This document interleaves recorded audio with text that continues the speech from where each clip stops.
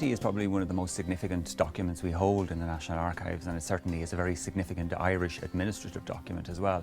It was, of course, the treaty as negotiated between the British and Irish in London in 1921 and resulted ultimately in the independent state of Ireland being established. The 1921 treaty was essentially a working document. That's how the people who were in the negotiations viewed it at the time. That's how the office viewed it at the time, and therefore it wasn't given a huge fanfare. And you can tell originally that it was a discussion document because it's headed Proposed Draft Articles of Agreement. But the minute it was agreed, they just took the document and struck through the word proposed, and that was the document as agreed. There's also one of the pages where obviously they needed a spare piece of paper and they tore a piece off the bottom of one of the pages. It's a document which was produced by a government department and office, and it's printed on machine-made paper from the early turn of the 20th century. It's been typed on, and then the only sort of additions to it are the signatures at the end, and those are probably the most interesting, but also from a conservation point of view, the most problematic element of the document. Having been signed, it was returned, the Irish copy was returned to Ireland.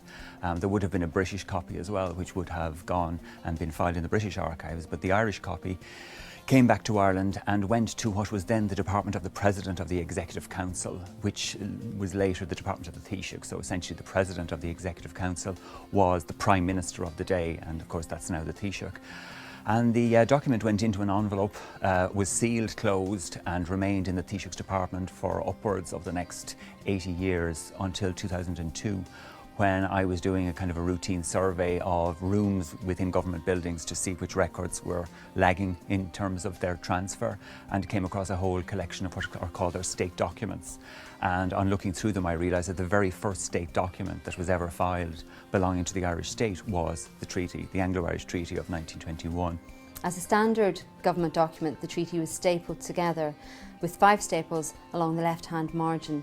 Over the past 90 years, those obviously oxidised and they rusted and were causing problems and deteriorating the paper immediately around them. The staples were removed, and the holes that they'd left behind, I used those to incorporate a Japanese-style binding to the document to keep all the loose pages together. I surface cleaned each page with cotton swab and grated eraser, and that just picked off the loose particles of dust and dirt.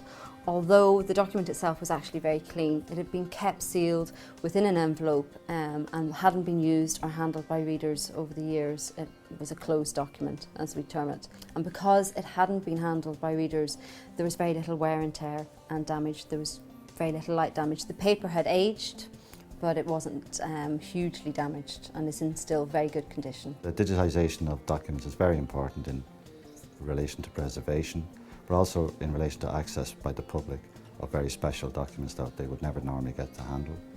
They would be able to get a much better close-up view, given that the dots per inch are so high, that the resolution is so high, that they can get a really good look at the document, much better than they could ever do before.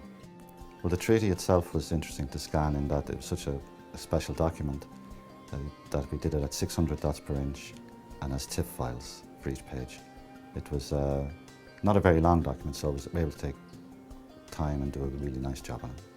And you kind of feel like you better be very careful here, well, we're careful always, but just to be really careful this time.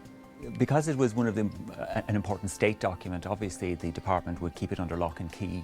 It rested with similar documents such as foreign letters of credence that would come with diplomatic representatives when they would arrive in Ireland, or any other treaties or bilateral agreements that we would make with other countries. So as such, it wasn't placed on a routine office file, because it was only one of its kind and signed and had an important legal significance. I mean, we're all used to seeing treaties being signed by presidents of one countries and prime ministers of another.